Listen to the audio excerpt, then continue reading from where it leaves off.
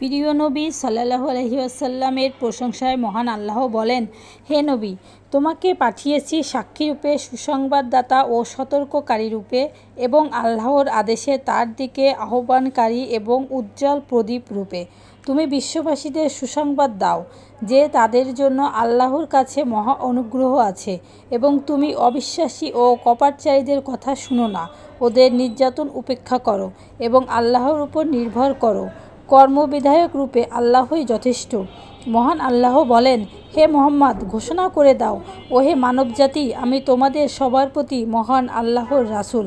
ইরশাদ হয়েছে, যিনি তার রাসূলকে পথ নির্দেশ ও সত্য ধর্মসহ পাঠিয়েছেন অন্য সব ধর্মের উপর একে জয়যুক্ত করার জন্য। ইরশাদ হয়েছে, হে নবী, লোকদের বলে দাও, তোমরা যদি প্রকৃতই আল্লাহকে ভালোবাসো তাহলে আমাকে অনুসরণ করো।